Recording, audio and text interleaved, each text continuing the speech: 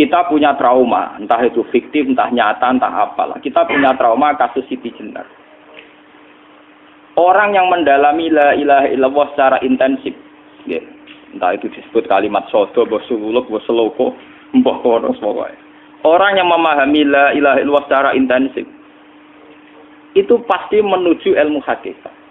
Dan menuju ilmu hakikat pasti ngalami hakikat yang khoyali. Ini rungokno tenan iki. Hakikat yang nopo? Khoyali. Dan hakikat yang khoyali ini mulai menipu. Ya, kalau sudah begitu ruwet. Misalnya ngeten nggih. Ketika kula maca nggih diskusi ini utai perdebatannya kali jago mbek Siti Jenar. Saat itu ada Sunan Bonang juga. Kamu sujud pakai apa kali jaga? Ya pakai jasad. Dari Siti Jenar. Daging kamu itu hanya onggokan daging. Nanti itu jadi bangkai. Dan setelah jadi bangkai itu habis. Kamu nanti ditulis Tuhan tidak termasuk yang sujud. Kebuat yang mbok sujud itu bentek. Mikir kan juga. Rugi ke sujud mbek bathuk mbek tangan. Jasad sampeyan iku entek. Ora ana sing crita kowe nak sujud mergo jasad itu mau sampeyan dadi bang. Lah nek ngono sujud ning hakikat ora usah bathuk, ora usah tangan, ora usah sikil, yo rohem iku lho kon sujud mbek pangeran. Nak sujud mbek fisik ku rugi wong fisik sampeyan. Mikir kali itu. Mungkin bolak-balik kali Joko mantan wali preman terus jadi debat pusing. Siti Jenar tahu belajar tak tahu meneng Irak. Yang jelas yang mulang gak satem orang menangi. Wah, uang ini menjadi perdebatan. Sehingga keyakinannya kayak Siti Jenar, la ilaha illallah itu ya wahdatul wujud itu, innalillahi wa inna ilaihi. Selama ini kalau orang syariat misalnya, orang syariat itu kalau ada orang mati, misalnya Kak Ruhin mati, ini aku kan muni innalillahi wa inna ilaihi raji'un, saiki Ruhin wis mati. Mati itu balik ning pengen. Itu cara wong hakikat kan salah besar. Orang mati itu tidak ada, cara ilmu hakikat orang mati itu tidak ada. Roh ini tersiksa di alam fisik. Jadi ruh ini tersiksa di alam fisik. Karena ketemu ning jasate ruh. Tersiksa dulu. Aku rewape mangane kudu kerja piring Jepang tersiksa roh. Asal roti mau tersiksa. Misalnya kiai pemangan udah kudu pidato 2 jam bareng tersiksa. Roh kenapa? Tersiksa. Mergo roh ora buta mangan, ora buta ngombe, tapi gara-gara melok fisik. Paham ya? Lho ini tenang ilmu warai ta bener. Lah kula boten. Lho sampean bejo lho guru waras maksudnya nggih. Artinya waras secara akademik karena ada referensi, ada marojek, nggih. Waras secara hakikat. Kula nu umpama rasake sampean wis ning ilmu hakikat. Artinya saya juga ngalami ilmu hakikat. Lan ketika sing aran hikam, wong ora tau mukasafah ora usah dadi ulama. Entah sekian detik ulama itu harus pernah mukasafah. Biar merasakan ilmu napa? Ada. Tapi ilmu hakikat itu bisa dilogikakan sebelum sampean sampai secara musyahadah. Paling enggak bisa sampai secara logika. Manusia itu mulai Nabi Adam sampai sekarang itu kan punya roh. Dan roh itu tidak makhluk. Ya, roh itu tidak makhluk. Ketika roh itu diletakkan di jasad, dia itu tersiksa. Karena ketika dia ke jasad fisik, namanya mengalami keterpisahan dengan yang abadi. Dia ini ning jasad fisik, tersiksa. Karena dia harus di alam yang kasat mata, alam mulki. Tersiksa. Ketika dia tersiksa, melok ruhin, akhirnya dia mangan kangelan, akhirnya lesu mangan. Padahal roh gak butuh mangan, perlu dicatat, roh gak butuh. Ya ora butuh gunung kidul barang kan ora butuh rabi. Paham kan? Ya ora butuh putus cinta, ora butuh pegatan, ora butuh macam-macam. Paham? Tapi karena dia nemplek jasad sing butuh mangan, butuh rabi, butuh wedoan macam-macam. Akhirnya roh tersiksa. Suatu saat kalau roh ini dalam bahasa manusia mati, ini dalam bahasa manusia mati. Ini hakikatnya roh itu tidak mati, dia kembali ke habitatnya. Ini disebut innalillah. Kita ini dari awal ya dengan Allah. Wa inna ilaihi juga kemudian nanti kita pasti kembali ke Allah. Dan itu diyakini betul oleh orang wahdatul wujud. Jadi kalau roh mati itu ya tidak ada mati. Roh sekarang itu kembali karena sudah lama mengalami keterpisahan mergo melok fisik-fisik dan ono kerja dasinan, ono nggo proposal lan ruwet to roh ku melok. Paham itu? Kita di roh ku napa melok ruwet. Lah roh ya tersiksa aku ora butuh mangan, ora butuh proposal bocah ngalor. Itu tersiksa. Makanya dalam cerita-cerita Jalaluddin Rumi yang otentik di kitab-kitab begitu. Ketika beliau mau meninggal, muridnya itu nangis. Dari Jalaluddin Rumi, kamu jangan nangisi saya ini mau pesta, saya ini mau pesta perkawinan. Kamu tidak merasakan penyesalan saya. Saya ini lama menyesal karena harus hidup bersama kamu. Terus saya ini tersiksa karena ngalami alam yang rusak, yang fana. Alam yang fana. Harusnya roh saya itu di alam abadi, bukan di sini. Maka jangan tangisi kematian saya. Kematian saya adalah kembalinya roh ke habitatnya. Semenjak itu kematian dianggap malam perkawinan. Karena roh kembali. Walhasil nguniku cara ilmu tasawuf bahasa Arab jenenge wahdatul wujud. Kena Jawa, Yogyakarta, Solo, Keadaan jenenge manunggaling kawula. Mergo sing rawan ngono rugen. Pak nek tak terangno detail. Jadi bathuk mesti iki buku sujud kan. Niku sampeyan ilang. Dadi seksine ora ono cara teorine sinten Siti? Rugi kowe. Jadi ya kentur. Lah kali coba mantan preman jak debat terus ora ngono mbok terus tak pateni kowe. Lah debat iki biar ra iso. Premane kumat. Ya sam preman jak debat ilmi. Ngono ku model. Ali Joko yo ora salah. Dise Sayyidina Umar nggih ngoten. Umar sahabat top. Lah isih debat atau milih tak patenane ya Rasulullah. Gak iso dene ilmiah. Mantar preman pasar ukat terus dadi sahabat top. Debat yang milih mate. Ada wonten cerita wong Yahudi njaluk keputusan Nabi. Bareng wis diputusno Nabi cek mamang. Ndak tenang keputusane ngono dalam sengketa duniawi. Bariku takok ya Ali. Ya Ali, aku mau sowan ning Nabi Muhammad. Dikai keputusan Nabi Mamang, cara kowe pilih. Sampai Ali dikai keputusan persis Kanjeng Nabi. Cek Mamang neh takok Umar. Takok Umar aku mau sing Muhammad, ning Ali dikai keputusan kok Mamang, Mar. Cara kowe piye? Urusan duit. Enteni iki. Entah dia melepuh buat apa? Uang diputus Nabi ora mar. Buat mati. Awe. Mereka mantan apa? Cara mantan intelektual kan ya wajar nggak uji kok percaya Nabi. Kan bareng cara Ali ya gak percaya wis kandhani. Ora mesti cara Ali tenan. Lah ora bapak ini. Ya wajar wong Yahudi kok percaya Nabi, nak percaya ora situ Yahudi Muslim. Lah Ali situ Gusdur. Lah Gusdur ra beda piye tenang. Ali nyen ngoten watake ngoten. Nasibe padha. Ali itu ilmuwan yang jadi presiden gak sukses. Yang niru Gusdur. Mergo ning dinggo negara wong pinter mimpin ra sukses. Wong pinter gampang maklumi. Lah misalnya kita jadi kiai wong pinter. Kayak santri ini pacaran. Maksud itu jangan asal cawe itu. Wah, ruwet. Terus malah dalil zinalina subuh syahwat minan. Piye pondok tanpa pelaturan. Paham ya? Ruwet apa? Mulane aja geman, iki kiai pinter teman-teman aja geman. Sing biasa wae ana syariate sithik-sithik. Sing gamane ana santri pacaran tersinggung, ana santri nakal tersinggung, sing ana rasane lha donya ana napa? Nek meguru kula nu urusan ilmu semi hakikat. Mulane mon nggih. Sehingga kayak Siti Jenar, cara pandang Siti Jenar itu masuk betul ning gone pemikiran para santrinya. Kados Ki Ageng Pengging siapa masuk betul karena masuk akal. Cara mereka napa? Betapa tidak ada artinya fisik ini. Nah, kalau semua fisik ini tidak ada artinya, kemudian yang ada artinya itu roh, perjalanan apa? Perjalanan roh, sehingga diartikan inna lillah wa inna ilaihi raji'un. Inna sholati wa nusuki wa mahyaya wa mamati lillah. Lah kemudian sekarang sampean tak tanya misalnya ini latihan ilmu hakikat. Wa mahyaya lan penguripan ingsun. Kalau ingsun itu artinya fisik atau jasad, itu keliru besar karena jasad tidak pernah hidup. Yang hidup itu roh. Paham ya? Sekarang artinya wama mati itu apa? Kematian ingsun. Kalau roh itu tidak pernah mati, berarti kematian roh adalah keterpisahan dengan yang agung atau yang abadi. Dan semuanya itu lillahi rabbil alamin. Sehingga mereka mengatakan kematian itu satu pesta. Mulane kados Bilal ditakoki, ya Bilal, ketika murid-muridnya nangis bergape mati, Bilal ge seneng ae. Godan nalfal akhibah Muhammad dan wakhisbah.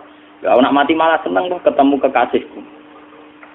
Sebab itu kematian tidak pernah jadi problem bagi mereka sing soleh, sing menembus ilmu hakikat.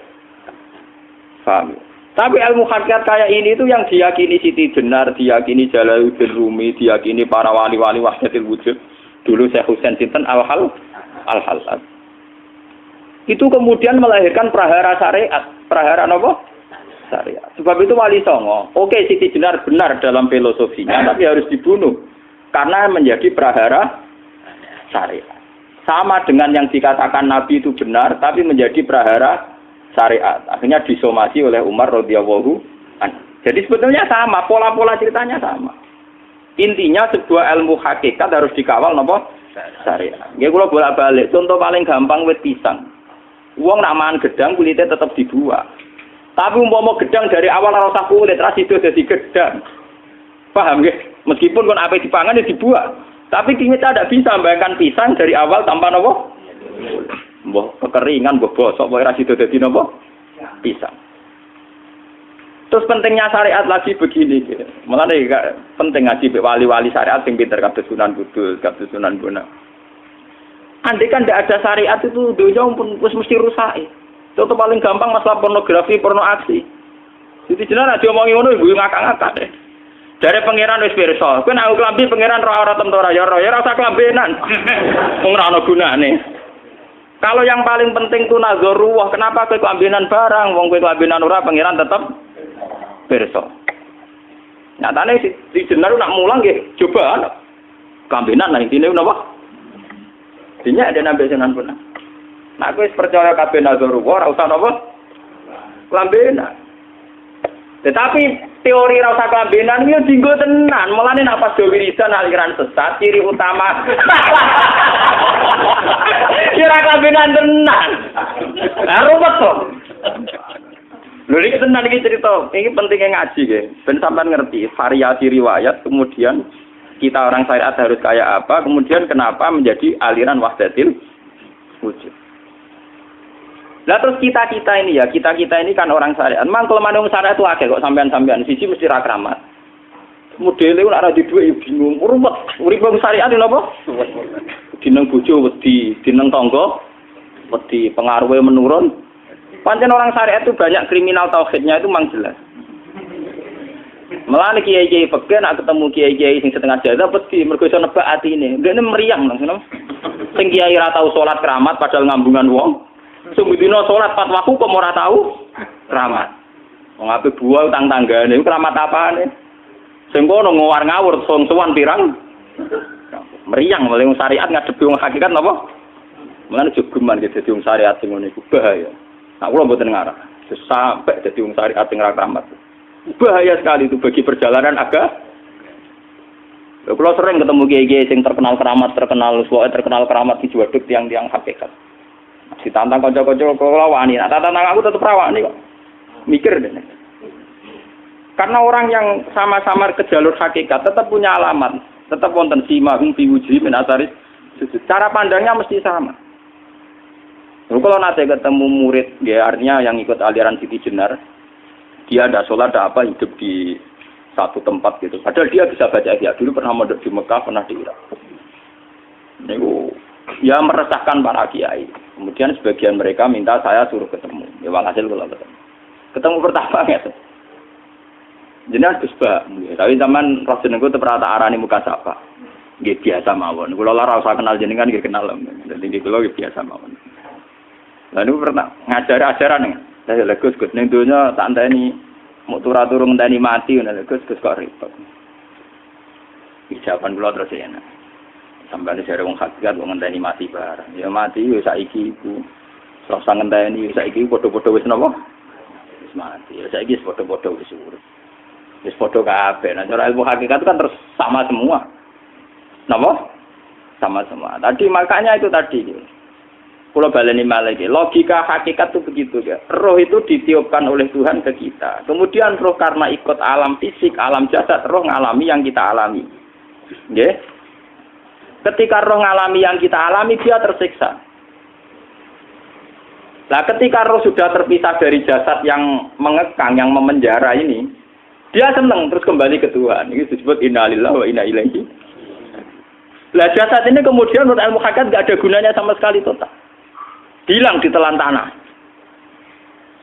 Lah kalau begitu jasad iki nak mbok agul-agulan. Gusti bathuk kula tak nggo sujud tangan kula ndi buktine tangan wis ra ono. Bathuk wis ora. Mulane dari Siti Jenar, hanya wali bodoh kayak kalian yang punya ajaran bodoh begitu. Malah rasupan terus. Mulane Sunan Kalijaga semangat kon mateni mergo tambah omongane glodro ndi. Tapi yang enggak disadari Siti Jenar yaitu tadi. Inti dari ilmu hakikat itu kan tunduk sama kersane Tuhan. Kalau sudah tunduk pada kersane Tuhan, kalau kersane Tuhan roh kita harus di jasad. Dan wujud jasad kita ini juga karena kehendak Tuhan. Kenapa yang wujudnya jasad yang karena kehendak Tuhan engkau ingkari? Sementara wujudnya roh tidak kamu ingkari. Toh wujudnya jasad ya bi iradatillah wa bi masyiatillah. Wujudnya roh ya bi wujudit bi masyiatillah wa ira. Harusnya fungsi jasad juga harus kamu akui toh Siti Jenar. Wong sekarang kita punya jasad ya bukan karena kita, karena kehendak Allah. Kenapa kamu ingkari? Berarti kamu mengingkari kehendak meneng Siti Jenar.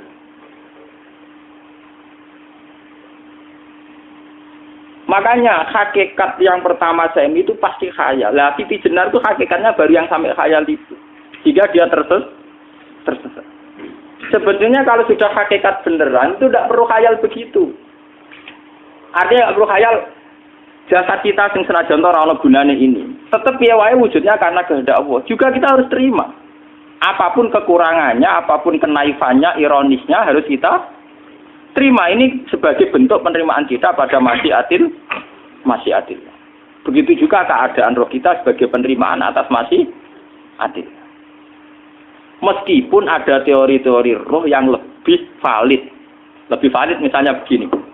Kanjeng Nabi itu suatu saat ininya terputus karena perang Uhud. Itu Kanjeng Nabi dia dolanan drijine ini. Napa cara napa jari jemari ini Nabi putus. Iki dolanan. Jadi Nabi sendiri kadang sering ngajarkan ilmu hakikat. Hal lagi illa usbun udmiyat wa fi sabilillahi ma laqitu. Kowe iku ora trimo fisik, bentuk fisik jari jemari sing ditetir berdarah. Tapi nak kowe wis fi sabilillah ayo wis balik ning habitatem. Sehingga kenapa para sahabat itu ketika dicincang, ketika putus tangannya, putus kakinya. Sahabat yang usul ke ilmu hakikat itu malah senang. Karena jasad kita ini kan ila sabilillah menuju jalan Tuhan. Sekali dia sudah terluka fisabilillah itu sudah menemukan formatnya. Cara teori Cina bisa menemukan formasinya. Paham gitu? Orang kok malah ngeluh itu berarti goblok kena ngeluh. Paham tak? Paham ini apa? Jadi, makanya Nabi ngertikan ya itu sudah ketemu formatnya. Ketika rohnya para syuhada nanti kembali ke Tuhan, ya ketemu formatnya lagi. Itu disebut wala taqulu lima yuqtalu fi sabilillahi amma. Dia tidak mati sesuai formasi awal, yaitu roh kembali ke Tuhan dan jasad ikut mengawal. Nah itu Nabi kadang ya pakai ilmu hakikat begitu. Mulane kula bolak-balik matur, kula niku nggih mulai umur 20 tahun napa pinten. Kula ngateni nggih gadah penyakit dan ekstrim penyakit saya. Sampai saat ini kalau nak ngobatno tidak lebih 50%, karena saya tetap berpikir. Misalnya cara syariat kan berobat, tapi cara hakikat, apa betul keberadaan saya di alam ini penting? Sehingga aku kepengen urip tak bela-belani ngantek endak atusan juta. Jangan-jangan penting mati ikut timbang uripku. Lah nak ngono lha apa tak bela-belani? Entek atusan juta. Jadi misalnya kita berobat ya mau, ya dari Nabi kan berobat ya berobat. Pokoknya kita Islam masih mau gerutu kadang orang paham. Sekali kamu mengamati dengan sisi hakikat, coba sekarang sampean pikir, coba sekarang nggak pakai logika hakikat, pakai logika syariat saja. Saya ini misalnya asetnya 10 juta, misalnya, saya punya aset 10 juta. Tapi misalnya aku rugi nawan atau dipengaruhi di masa depan sama kayak kulo kan soalnya cara teori di masa. Misalnya kulo ruhin, artinya kere di duit 10 juta aset. Tujuan saya sembuh kan supaya aku iso sembuh sehat, engkau iso kerja untuk anak. Tapi karena saya sakit nanti operasi tidak 10 juta. Operasi tidak 10 juta. Wong aku repair mesti iso marisi anak. Apa meneh nak duit 10 juta tak ada gue berobat malah jelas ra iso marisi. Lah nak ngono penting matiku ya dibagi 10 juta. Karwan iso diwaris langsung. Sementara anak aku mari dibiayai 10 juta, orang mesti mari 10 juta mesti entek. Artinya tidak ada jaminan kalau berobat itu secara visi ke depan lebih baik. Soalnya malah ngentekno donya nggak jelas akibat positifnya. Misalnya tetap lumpuh, duit teori loh. Bapak artinya apa? Teori hakikat tetap lebih benar bahwa hidup itu tidak ada artinya. Semua itu tidak ada artinya. Berobat apa nggak berobat semuanya tidak ada arti. Teori loh gini. Sehingga kalau kita tengah-tengah aja tengah-tengah, kasus kula misalnya loro nggih berubah. Gusti separuh kula nglakoni syariat, tapi sebagai kula ulama fikih nggih separuh kula lakoni napa? Jadi kula tetep mboten ngarah obat 100%. Tapi orang ngarah berobat wong kula tiyang napa? Syariat. Tapi memang faktanya itu begitu. Cara Kanjeng Nabi kadang Kanjeng Nabi berobat. Kadang Kanjeng Nabi wis nikine tercincang dige guyonan. Wa laki illa usbuun utwiyat ora apa driji sing gak melok-melok. Nah, bukti bahwa jasadnya begitu tidak penting. Kayak Said Hamzah. Menurut Said Hamzah menganggap wahyu bentone ra karuan. Kalau teori Siti Jenar itu benar, teori Jalaluddin Rumi benar teorinya lho, ora kok ra salate lho nggih, maksudnya kok nganut ra salate. Benar cara analisis roh. Ketika Said Hamzah dinyatakan mati oleh manusia, oleh hukum manusia dinyatakan mati karena dia sudah tidak bergerak. Dalam teori hakikat kan rohnya Said Hamzah sudah fi khawasili tuyurin khudrin. Rohnya sudah diambil Tuhan, tidak mati. Paham ya? Ketika rohnya Said Hamzah sudah diambil, jasad ini sudah tidak punya rasa. Sekarang secara syariat kasat mata kita tahu, wong jasad nak diinfus, di sayat-sayat dioperasi ora kroso. Apa meneh saiki ruhe wis bisa. Lah ya jasad itu cek gampange, dioperasi dibius saja terus tidak kerasa. Apalagi rohnya sudah diambil. Nah saiki bayangkan, ketika Sayyid Hamzah itu sudah di atas, niku kira-kira delok wahsi ra wong bentuk. Lho wong kok baca igabus. Ketika jasad benar-benar tidak penting, kemudian jasadnya Sayyid Hamzah kan dicincang oleh wahsi. Ketika rohnya sudah diambil kan Hamzah tidak merasakan. Berarti Sayyid Hamzah guyu-guyu wahsi. Wahsi cek bentuk nih gabus dicincang. Paham ya? Lho niki tenan. Artinya ketika pandangan manusia iba kepada Sayyid Hamzah karena dicincang, dimutilasi oleh wahsi. Wahsi tidak mengalami sinten, Sayyid Hamzah tidak mengalami apa-apa karena rohnya sudah bersama Tuhan. Dan iso wae Sayyid Hamzah malah guyu-guyu wahsi. Cek goblok gabus kok dicincang. Lah nak ngono rak mirip, makanya dalam hal ini itu dalam teori roh itu sebetulnya Siti Jenar tidak sesat dalam teori roh. Tapi jangan katakan itu penemuannya Siti Jenar. Siti Jenar itu terlambat. Sebelum itu ada Husain Al-Khallas, sebelum itu ada Jalaluddin Rumi, sebelum itu juga ada sahabat, ada nabi. Cuma cara aplikasinya Siti Jenar melenceng. Jadi jangan katakan kok tak kampus-kampus. Iku pendapat Siti Jenar itu malah goblok meneng. Siti Jenar itu sanut, paham nggih maksud apa? Wis sanut. Nah, teori yang sama terjadi pada Yesus Kristus. Ketika Yesus misalnya secara lahir dicincang, dimutilasi, diapakan oleh orang Yahudi. Sebetulnya rohnya dia sudah bersama Tuhan, kembali ke Tuhan Bapa, nah cara Kristen. Nah cara Islam ya balik ning pangeran. Andaikan itu iya, itu ya tidak ada masalah karena hakikatnya dia tidak dicincang, tidak dibunuh. Andaikan iya lah, tentu menurut Islam yang dibunuh Yudas atau siapa itu yang masuk bialah. Tapi sama sebetulnya teorinya sama. Kalaupun iya tidak ada masalah. Oke, kalau misalnya Nabi Isa karena ada kontroversi menyangkut dia atau Yudas. Sekarang yang Zakaria dan ya. Zakaria itu dicincang betul oleh orang Yahudi, matinya dimutilasi. Tapi dia tidak apa-apa. Karena ketika beliau dicincang, rohnya sudah diambil. Ini rungono tenan kan. Ben kira untuk kendel mati paham kan ya. Dadi maksudnya niku kula ajari nak mati itu tidak problem nggih. Niki kalau urip wedi lho. Dan ini bersamaan paham nggih. Kaitan la ilaha illallah ini nanti semuanya sama kaitan sama apa? La ilaha illallah. Ini nanti ujungnya sama dengan la ilaha illallah. Begitu juga seterusnya. Misalnya Yahya kalian sinten? Zakaria. Ketika Tuhan ditanya, jadi tenggene alam malakut pengiran ditakok, ya Allah, Yahya dan Zakaria itu kan hamba pilihan engkau. Ketika dicincang kok jenengan biarkan. Endi Yahya Zakaria dicincang? Aku iku ora goblok jare pengiran. Sedurunge dekne dicincang jasate ruhe tak jupuk. Dadi dekne ora krasa blas. Begitu juga yang tafsir-tafsir, sampean lihat wa Maryama. Sayyidah Maryam yang istrinya Fir'aun. Itu kan dia iman sama Nabi Musa. Asiyah, ya. Asiyah imro'ati apa? Fir'aun. Asiyah imro'ati Fir'aun, ya. Itu kan dihukum oleh Fir'aun. Ketika mau ditumpahi apa? Batu besar, itu Allah ketika di pangeran, ya malaikal mauti, cepat ambil rohnya sebelum dihunjami batu besar. Terus rohnya diambil.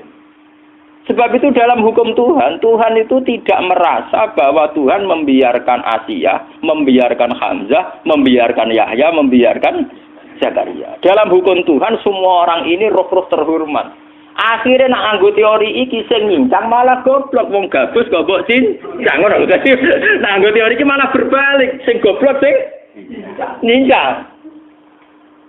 Paham?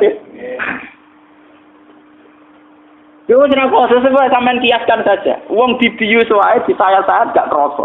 Kaya apa nak ruhe bener-bener wis tercabut terpisah. Rasane ning ndi? Itu disebut wala taqulu lima yuqtalu fi sabilillah napa? Lah kemudian roh ini kemana? Nah, roh itu sudah menyatu dengan kalimat tauhid. Mesti roh itu bersaksi la ilaha illallah. Itu sing disebut ning alam roh ketika Allah tanya alastu bi rabbikum mesti qalu bala. Mesti mereka jawabnya napa? Bala. Karena alam roh tentu lebih mudah bersaksi akan keberhadiran dan keeksistensi Tuhan Allah Subhanahu wa taala.